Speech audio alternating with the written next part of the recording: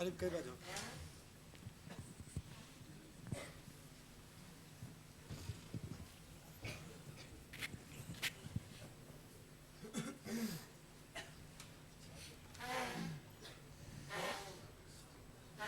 कम है, एक ही ज़बान में करें तो चलेगा, फ़कत English.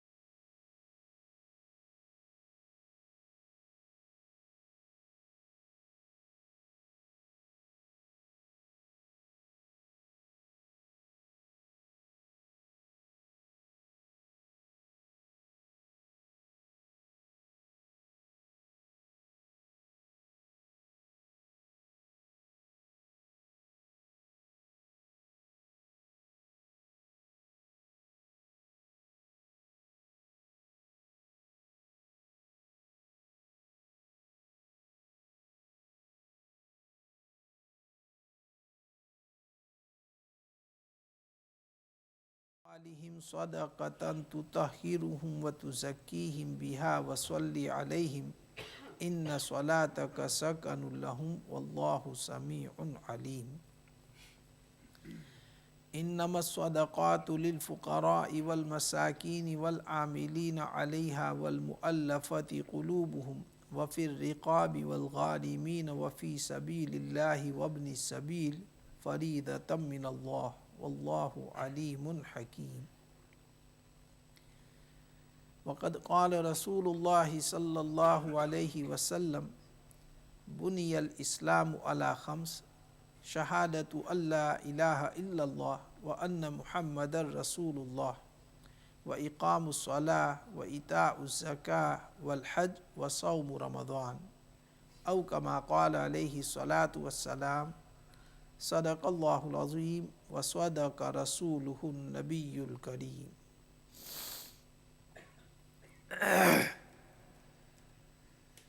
Allah Ta'ala's bounties, ni'mats upon us are uncountable.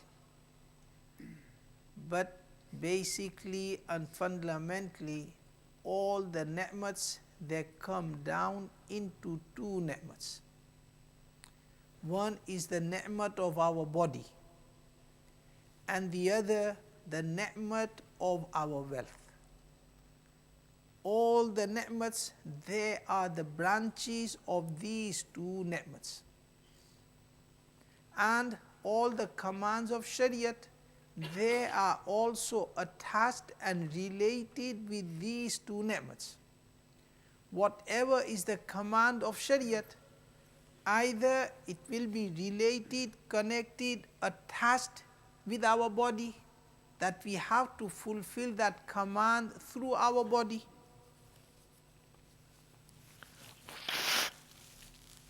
or the command will be related with our wealth, that we have to fulfill that command through our wealth, or the mixture of both. To fulfill that obligation, fulfill that command, we may need our body and we may need our wealth also. Those commands which are related, connected with our body, the most open and obvious one is performance of salat. Salat is performed through the body. Also fasting is a command attached with our body. If a person is healthy, if he is capable of fasting, then he has to fast. Regarding wealth, zakat. Zakat is connected with a person's wealth. If he has a certain amount, then on that certain amount he has to give zakat. Qurbani is also related to wealth. Hajj is related and connected with both. To perform Hajj, one needs the body and one needs sufficient amount of wealth also. So these are some of the very obvious examples of the commands, either related with our body or related with our wealth or the mixture of both. Nevertheless, whatever the command of the Shariat may be, it will either be connected with our body, we have to carry it out with our body, or related, connected with our wealth, we have to fulfill it through our wealth, or the mixture of the two. Zakat, as mentioned, is an obligation command connected with our wealth. The commands of Shariat are innumerable, uncountable, but out of all the commands of Shariat, Rasulullah sallallahu alaihi wasallam has categorized 5 commands to be foundation and pillars of deen, which Rasulullah sallallahu alaihi wasallam mentioned in this hadith, Buni al-Islamu ala khams.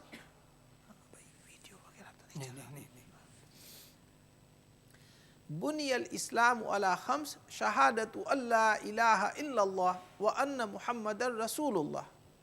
The first foundation is shahadat, meaning the matters of iman, matters of belief. Whatever is conveyed to us through Quran Sharif and Hadith Sharif, to believe all that to be correct and true with the heart and confess, accept by the tongue, that is the meaning of shahadat, which is connected with the heart and tongue. After that, the 4 other pillars, they are all practical. Iqamus salah wa ita'uz zakah, hajj wa sawmi Ramadan.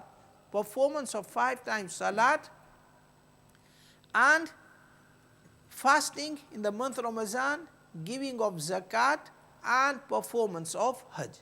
So amongst these fundamental commands of Shariat, amongst one of the pillars is giving of zakat.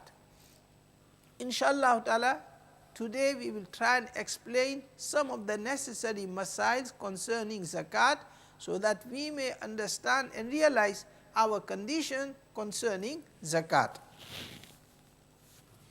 There are many masails regarding zakat as regarding any command of the Shariat. But inshallah ta'ala, 4 questions will be answered. Hopefully, if somebody understands these 4 answers to a great extent, he will be able to understand his situation and position concerning the zakat. The 4 questions are, the first question is, upon whom zakat becomes farz? Second question, on what items of wealth zakat becomes farz? Third question, what is the method of calculating zakat? Fourth question, who is eligible for taking zakat? So these 4 questions, inshallah, their answers will be explained. Hopefully, through these 4 questions and answers, we will be able to understand our position concerning zakat. The first question, upon whom zakat becomes farz? The answer to this question is, zakat becomes farz on a Muslim who is a mature, baligh person, who is a sane person, and who has certain amount of wealth which is called Nisab in Shariat, and a 1 year passes on that amount. So at the end of the year, zakat will become farz on that person. So these are the conditions, that the person is a Muslim. Alhamdulillah, all of us sitting here, we are all Muslims. A non-Muslim, his ibadat is not valid. His ibadat is not accepted long as he does not accept Iman and Islam. A non-Muslim, if he performs salat but he is not a Muslim, it will not be accepted. He will not acquire sawab on that. A non-Muslim sometimes stays with Muslim, and looking at them, he also tries to fast 1 or 2 fasts. So it's a good sign, but it will not be valid, it will not be accepted, and he will not receive sawab on that, because the first condition of being Muslim is not fulfilled. So the first condition, that the person should be a Muslim, alhamdulillah, which we all are. The second condition, the person should be a baligh, mature person. Mature baligh person in Shariat, when a boy, he needs to take a farz ghusl, he has a wet dream, then from that time he becomes baligh, all the commands of Shariat start to apply upon him. That may be at the age of 12, 13, 14. So at whatever age, when he needs to take a farz ghusl, from that time he has become baligh, mature, and all the commands of Shariat will apply upon him. In case of a girl and a woman, when a girl has a monthly period, when she starts to have a menstruations, the monthly period haze, then from that time she has become baligh, and all the commands of Shariat will apply upon her. 5 times salat, fasting. So upon that person, the salat will become first when he will become baligh. The fast will become first upon him when he will become baligh. But it's a parent's responsibility that once the child reaches the age of 7, then the parents who start to tell him to perform salat, the parents who start to tell him to start fasting. And when he reaches the age of 10 and the parents do not tell him to perform salat, and he does not perform the salat and he does not fast, the child will not receive the guna. But the parents, they will be committing a sin of not fulfilling their duty. Rasulullah sallallahu alaihi wasallam has commanded us, Muru sibyanakum bis salat idha balaghu sab'an wazribuhum alayha idha balaghu asharan. Rasulullah sallallahu alaihi wasallam said, start to command your children to perform salat at the age of 7. They will perform, sometimes they will not perform. But start telling them, start to tell them to perform salat when they reach the age of 7. And when they reach the age of 10 and they do not perform salat, beat them and make them perform salat. وَضْرِبُوهُمْ عَلَيْهَا. Beat them and make them perform salat. So if a child is 7, child is 10, he does not perform salat, he will not be gunehgar. But the command is toward the parents. The parents, they are not fulfilling their duty, they will be committing a sin and they will be gunehgar. However, this child, when he becomes baligh, now if he does not perform salat, if he does not fast, then now he will also become gunehgar and he will be committing a sin. So these acts, salat and Sawm, they are such that if somebody is not used to it and suddenly he becomes baligh and he has to perform salat, he cannot do so. Suddenly he has to start fasting, he will not be able to do so. So this is why Rasulullah sallallahu alaihi wasallam has commanded us that get them into the habit, get them into the practice before the time comes.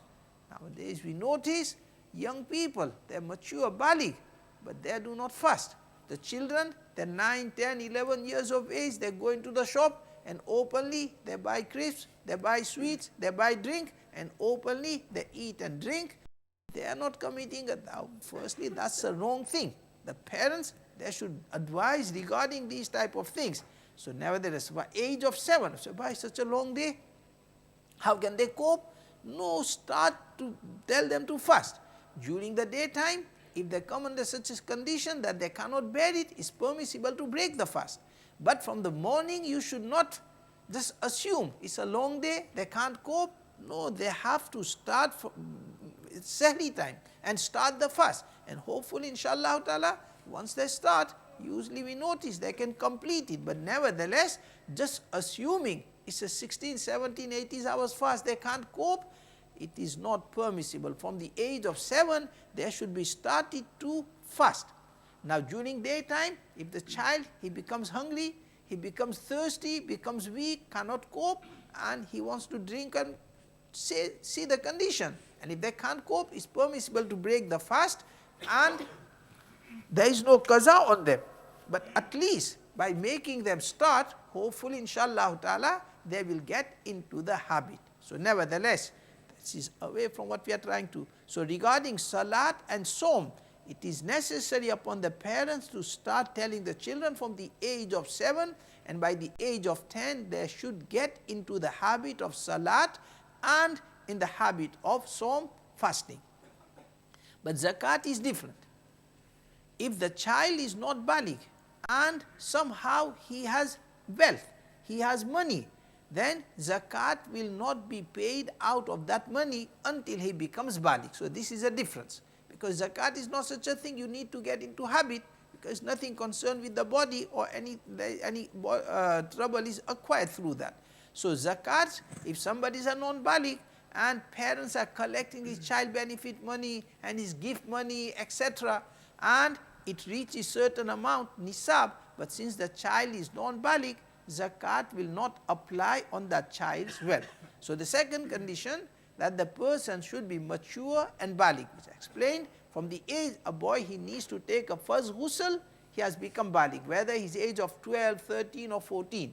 And a girl, when she has the monthly period haze, then from then on, sometimes a girl age of 9 and 10, she starts to have menstruation. So we just count them to be small children.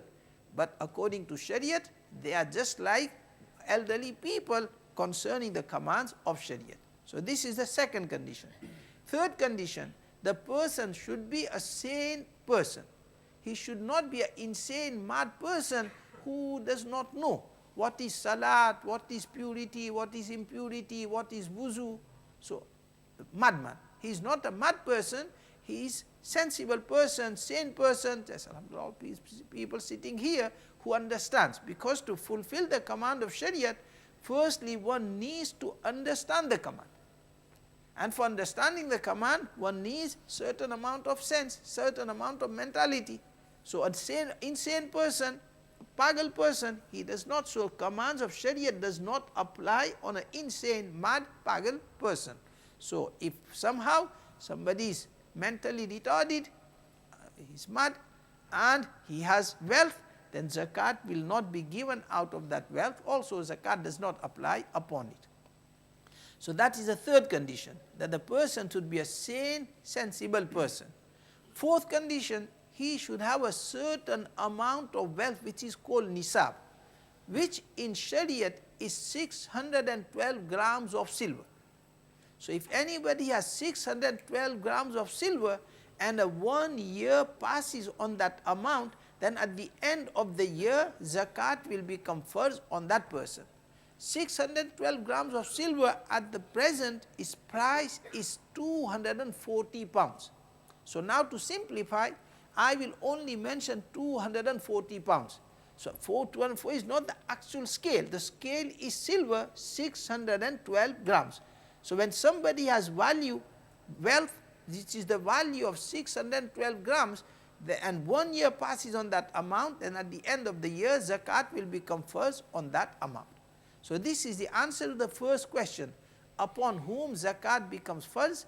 Zakat becomes farz on a Muslim, mature, baligh person, sane person who has 612 grams, 240 pounds or more, and a 1 year passes on that amount, then at the end of the year, zakat will become farz on that person. Second question, on what items of wealth zakat becomes farz? There are many items of wealth, but Shariat has not fixed zakat on every item of wealth. Only very few items upon which zakat has fixed zakat. Namely, in our condition, there are 5 items upon which zakat applies. Firstly, gold. Secondly, silver. Third, cash, whether at home or any type of savings. Fourth, business stock. It will explain what's the meaning of business stock. And fifth, the money lent to other people. So these are the 5 items of wealth upon which zakat becomes farz. Gold, silver, cash, savings, business stock and money lent to other people.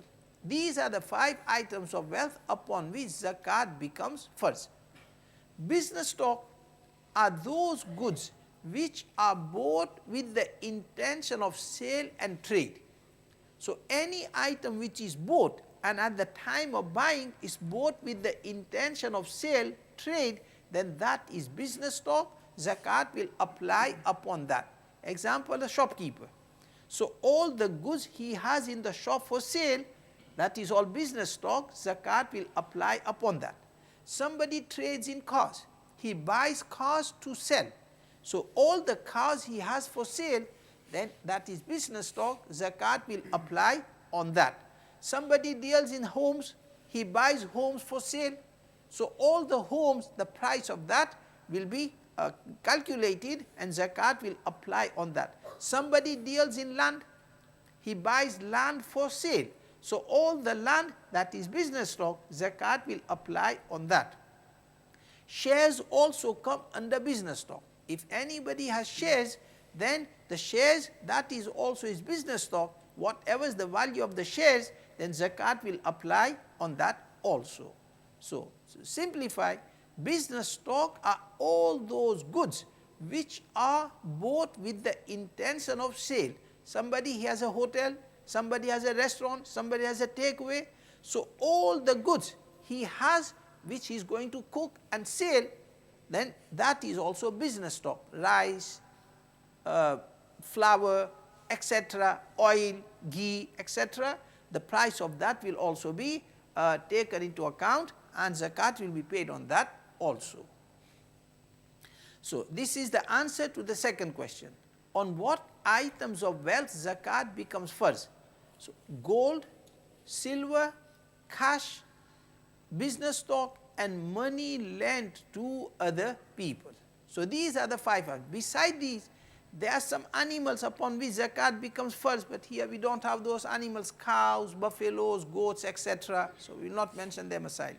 In the same way, there is zakat on the land produce, which is called ushur, that whatever is produced from the land, ushur, then zakat applies on that also. But here again, we don't have land here, so we will not mention the masails concerning that. So basically, in our situation, these are the 5 items of wealth upon which zakat becomes farz. Now the third question, what is the method of calculating zakat? Firstly, zakat is an individual obligation like other obligations.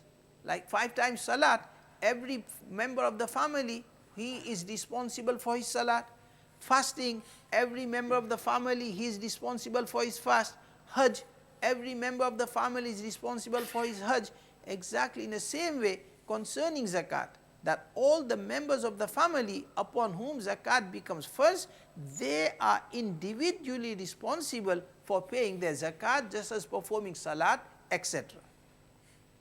Now the method of calculating zakat, as mentioned, the nisab, the scale of zakat is 612 grams, which at the moment is 240 pounds.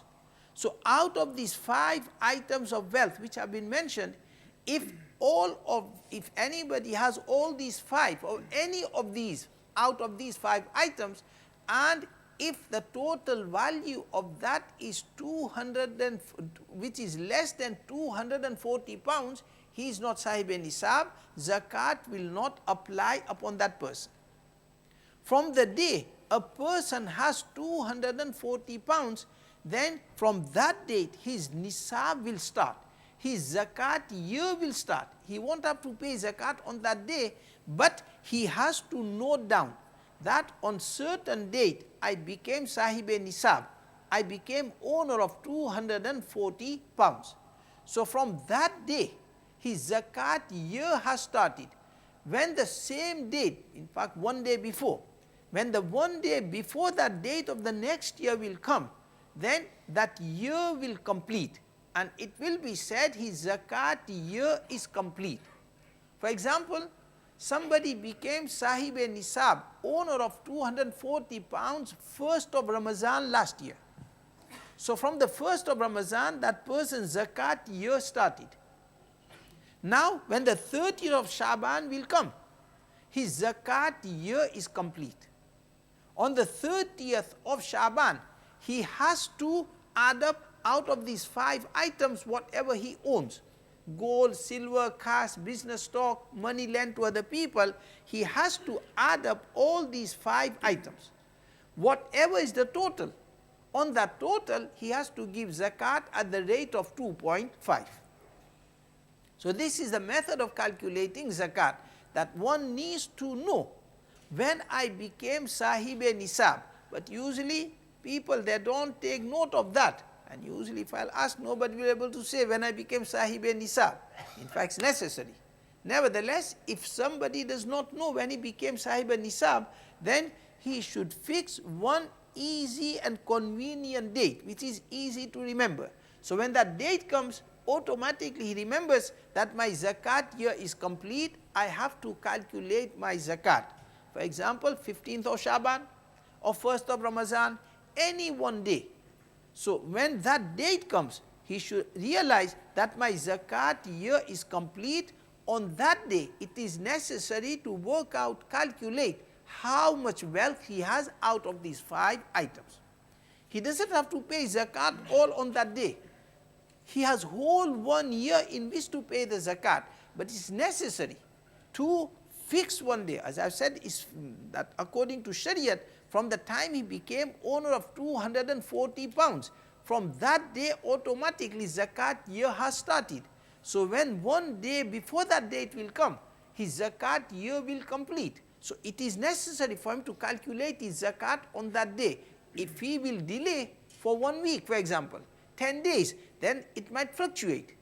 It might go down, it might come up. So he will not be able to pay his zakat in a right proper way. So it is necessary to know when my zakat year started, when my zakat year completed. As I've said, if nobody knows that, then he needs to fix and he should give some extra. So if there's any discrepancy, it will be made out. So nevertheless, in an example I've given, for example, from last 1st of Ramadan, somebody became Sahib-e-Nisab, owner of 240 pounds. So now when the 30th of Shaban came, that person's zakat year is complete. On the 30th of Shaban, out of these 5 items of wealth, whatever he owns, he has to add it up all together. And whatever person owns personally, he is responsible for that. If there is gold, but the gold belongs to the wife, the silver belongs to the wife, then it's wife's responsibility to give zakat of that gold and silver, not the husband. Husband is responsible for what he has personally. Wife, she is responsible what she has personally. Young, mature sons, daughters, whatever they possess, they are responsible for giving zakat individually. The husband is not responsible for the wife. The father is not responsible for the sons and daughters. If he's worked it out and if he will give with the permission, it will be paid. But he is not responsible. Every person is individually responsible. So this is the method of calculating zakat. Now example, the main person in the house. And regarding the zakat, as it's in this example, we assume that he became Sahib-e-Nisab on 1st of Ramadan. So when the 30th of Shaban will come, on all items of wealth, it will be said the zakat is complete. For example, on the 1st of Ramadan, he only had 240 pounds. But during the year, it increased to 500, then it increased to 1,000, and just one day before 30th of Shaban, 29th, he received more money. And on the 30th of Shaban, he has 5,000. So he will not say, I've received 2,000 pounds only one day ago. The year has not completed upon. He will not say that. When by the 30th of Shaban, whatever he has in his hands, it will be said the zakat year is complete on the total amount. In the same way, whatever is used up in between, he started off with 240 pounds on 1st of Ramadan, but after 2 months it increased to say 5,000. But then after other 2 months, he spent some of the money. and it came down to 2,000. It came down to 1,000. So when the 30th of Shaban comes, whatever he has in his hands, he has to give zakat on that. Whatever spent up during the year, that will not be taken into account.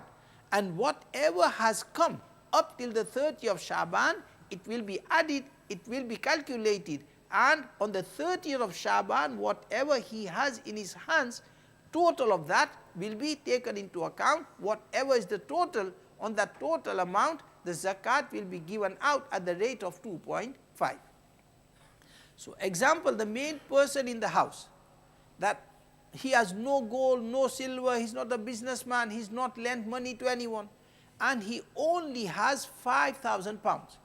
From last Ramadan, now the 30th of Shaban has come, and on the 30th of Shaban, he has 5,000 pounds in his ownership. And he is not indebted to anybody. He doesn't have to give debts to anybody, but he only has 5,000 pounds. So his zakat on that 5,000 at the rate of 2.5 will be 125 pounds. So he has to note down, my zakat for this year, Ramzan 1436 Hijri, is 125 pounds. So he knows that this is my zakat for this year. He doesn't have to pay today.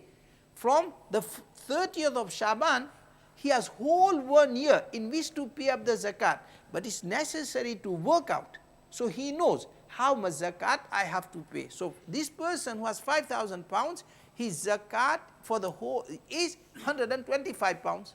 So now during the year, he can either give all at once 125 pounds or whatever, or if he wants 5 pounds, 10 pounds, but within the year he has to complete the payment of that zakat.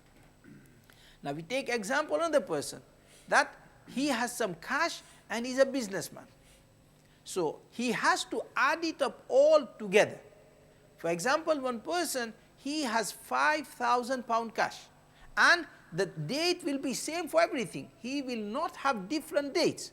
One date for his personal savings, one date for his business stock. No. When the 30th of Shaban will come, it will be said that the zakat year is complete on all his assets, all his wealth. So on the 30th of Shaban, he will add up all his wealth together. For example, he has 5,000 pound cash, and he's a businessman, he's a grocer.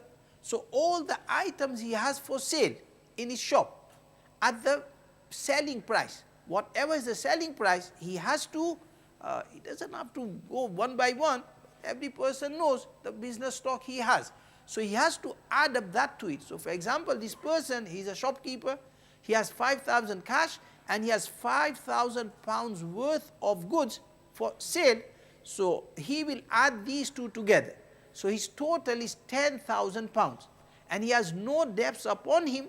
He has to give zakat on the 10,000 pounds, which will be for the whole year 250 pounds.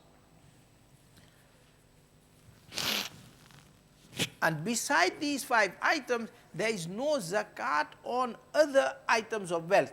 The house person lives in, the furniture, the clothes he wears, the car he drives.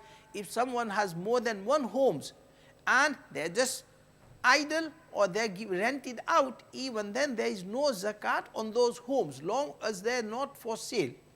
So regarding these homes, whatever rent is acquired, it will be added into his cash. But the homes itself, there is no zakat on those homes. So beside these items 5, there is no zakat in Shariat on other items of wealth, provided they are not for business, they are not for sale. So this is the method of calculating zakat. Now regarding, for example, a woman, wife, she has some gold, she has some silver, she has some cash. So here again, the market price will be added together. For example, she has 2,000 pounds as cash and 2,000 pounds worth of gold and 1,000 pounds worth of silver. So how much is her total? 5,000. So her total is 5,000. The zakat will be given on that 5,000 at the rate of 2.5 will be 125 pounds. So she should note down, and through the whole year she can give. Now if she says, I don't have cash, for example, then she can give zakat out of the gold. she can give zakat out of the silver, which is equivalent to this amount, 125 pound. Either zakat can be paid in cash, or it can be paid in whatever gold, silver the zakat has come upon, or one can give zakat in food items also. So whatever item is given as zakat, that amount of zakat will be paid. Now so this is concerning working the zakat, and this was concerning that person whether. So now sometimes people say our business is so vast and so spread, we don't know how to calculate it. But hopefully you will understand that when you have fixed your date, for example 30th of Shaban, so on that date, whatever is the stock, a person who deals in homes, and for example he has 10 homes, and each home is worth 100,000 pounds.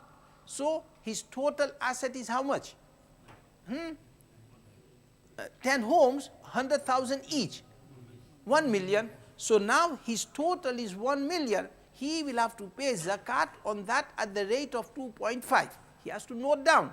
So what's 1.5, 2.5, 1 million? 2050? So whatever it comes, so he has to note down, and within the whole year he has to pay that amount. In the same way, somebody deals in cars. So whatever cars he has on the 30th of Shaban, whatever is the selling price, he has to add it all together, and whatever the price comes, for example he has 10 cars, each car worth 10,000 pounds, so that's 100,000. So on 100,000 at the rate of 2.5, whatever is the total, he has to note it down, and within the whole year he has to pay that amount. Now one more question, that this is concerned, so out of these 5 items, whatever person possesses, he has to pay zakat on the total amount. Now if he has any debts upon him, the simple usul principle is the debt will be subtracted from the total. For example, somebody has 10,000 pounds in his hands, but he is indebted by 5,000 pounds, so he will subtract 5,000 from 10,000. So the money in his hands will be 5,000, he will have to pay zakat on 5,000, not 10,000. That is a simple principle. But debts, it is of 2 types. One is a private debt. Somebody has taken from his relative, somebody has taken from his friends. So regarding such a debt, one can subtract the total amount. Even though the other person had said to him, I won't need it for 2 years, I won't need it for 5 years, even then he can subtract the total amount, because when a person gives debt, it's an ihsan from that person. Even if he gives a time lag, he can ask anytime. And if this person has ability to pay, he can't say, well, you had given me for 2 years time, you had given me 5 years time. No, when he has money to pay and that person asks for it, he has to give it there and then. Rasulullah sallallahu alaihi wasallam said, Matlul ghaniyyi dhulmun, the person who can pay and he does not pay, and he says not today, tomorrow, not tomorrow, day after, Rasulullah sallallahu alaihi wasallam said that's zulm and that's oppression. So nevertheless, regarding what we call private debt, whatever person has private debt upon him, that total will be subtracted from his total balance, total amount. And after subtracting whatever remains, if it is 240 pounds or more, then on that surplus zakat will be given. And if it's less than 240 pounds, zakat will not apply on that person. That's concerning the debts, what we call private debt. The other is what people take from the banks in form of mortgage, in form of loans. So firstly, it's haram, because it indulges interest dealing, and Shariat does not allow interest dealing, neither taking, neither giving. وَأَحَلَّ اللَّهُ الْبَيْءَ وَحَرَّمَ الرِّبَى. Allah Ta'ala has made haram riba, both ways. Taking is haram, giving is haram also. But nevertheless, people do indulge in it, people do take loans on interest. So the masla concerning that is different. The masla concerning that is because whatever loan, mortgage taken from the bank, it is long term and it is conditional. You don't have to pay all at once. So the masla concerning that is that debt will be divided over the years in which it has to be paid. For example, somebody has taken 50,000 pounds of mortgage from the bank and he has to pay in 10 years time. So he will not say, I have bank mortgage of 50,000 and I have 10,000 in my hands, so my mortgage, my debt is more than my asset, my savings, so there is no zakat upon me. He will not work it out like that, because he does not have to pay 50,000 in 1 year. He has to pay that 50,000 over 10 years. So that 50,000 will be divided over 10 years. So when we divide 50,000 over 10 years, the 1 year's bank debt will be how much? 5,000. 5,000. So he will, and zakat is year-to-year obligation. So he will count his bank debt for 1 year to be 5,000, not 10,000, or not 50,000. So if he has 10,000 balance in his hands and his bank debt is 5,000, he will take out, he will subtract 5,000 from 10,000. So how much will be in his hands? So he will have to give zakat on that 5,000. So this is the method of calculating zakat. Now somebody is a businessman, and as you said, that he has total of 10,000 pounds. He has 5,000 savings, he has 5,000 business stock, but he has to pay 3,000 to the suppliers within the year. So he can subtract that 3,000 from his balance of 10,000. So when you subtract 3 from 10, his balance will be, he will have to pay zakat on 7,000, not 10,000. So this is the method of calculating the zakat. Simply that out of these 5 items of wealth, add them all together, and if a person has no debts upon him, whatever is the total, on that total the zakat will be given at the rate of 2.5. If he has debts upon him, then out of that total amount, subtract the debt according to the detail mentioned, and after subtracting the debt, if the balance is less than 240 pounds, zakat will not apply on that person. And if the balance is more than 240 pounds, then on whatever is the surplus, on that surplus amount, the zakat will be given at the rate of 2.5. So this is the answer to the third question, what is the method of calculating zakat? Now fourth question, who is eligible for taking zakat? The answer to this question is a Muslim, he is eligible for taking zakat. Zakat, sadaqatul fitr, they can only be given to a Muslim person. It cannot be given to a non-Muslim person. Secondly, the Muslim poor person has to be made owner of that zakat money. It cannot be used for any good cause where there is no ownership. For example, building a masjid, building a madrasa, tube well, making a road, etc. By giving zakat money in these cause, the zakat will not be paid, because one of the conditions that the poor Muslim should be made owner of the money or the goods. Only then the zakat will be paid. Now concerning a poor person, who is a poor person? So in Shariat, there is a scale for rich person and there is a scale for poor person. Usually when the word wealthy and rich comes, we think of millions. That is not the case in Shariat. So whoever, upon whom zakat becomes first. So in our case at the moment, who has 240 pounds, then in the sight of Shariat, he is a wealthy person, he is a rich person, because he has to give out of his wealth. So that is a criteria of wealth in Shariat. Who has 612 grams, 240 pounds or more, that is a wealthy person in Shariat. Who is a poor person? That person who does not have gold, silver, cash, business stock or money lent to other people which accumulates to 240 pounds. He doesn't have that amount. With that, he does not have extra goods which accumulates to the price of 240 pounds. So he doesn't have out of these 5 items, and beside that he doesn't have extra goods which amounts to 240 pounds, then such a person is a poor person, he is eligible for taking zakat. What is the meaning of extra goods? Extra goods are those items which are not used every day, only occasionally.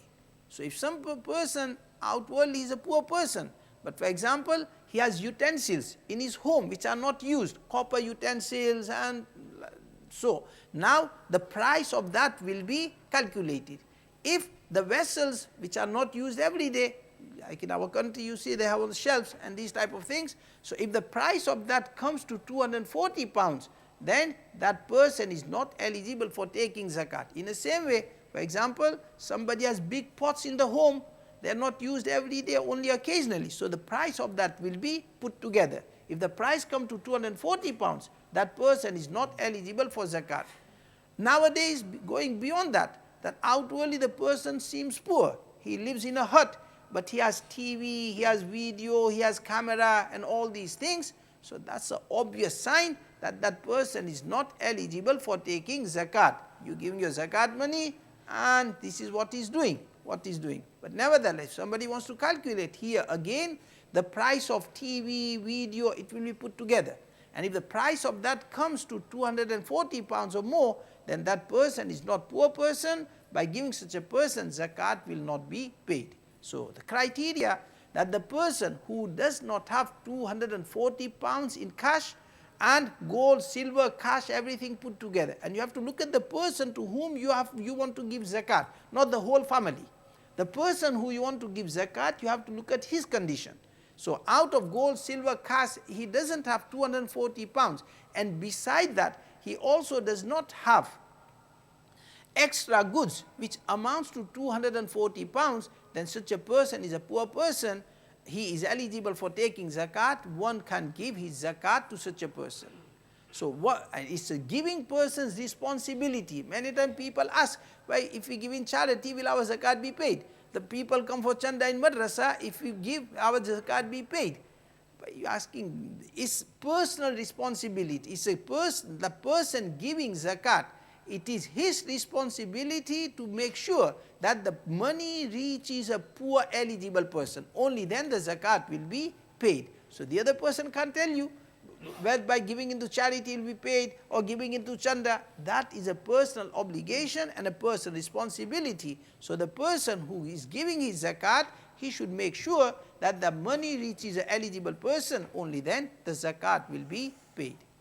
Now, out of all the people, if one's relatives are poor, then they are the most like people for giving zakat. One cannot give his zakat to the people who is born through, father, mother, grandfather, grandmother, and one cannot give his zakat to people who are born through him, sons, daughters, grandson, granddaughters. One cannot give zakat to these people. If they are poor, they should be helped by other means, not zakat money. In the same way, husband and wife, they cannot give their zakat to each other.